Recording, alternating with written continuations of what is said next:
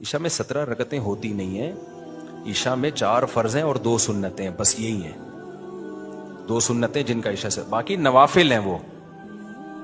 دوسرا حدیث میں آتا ہے بین کلی اذانین صلاۃ، جب بھی 2 اذانیں ہوں یعنی اذان اور اقامت، اس کے درمیان نماز پڑھ لیا کرو. تو علماء نے کہا اس حدیث کی روح سے ہمیں عشاء کی اذان اور اقامت کے درمیان نماز پڑھ لینی چاہیے. اس حدیث کی روح سے نفل ہے، پڑھ لینی چاہیے، اچھی بات ہے. تو اب کتنی پڑھنی چاہیے؟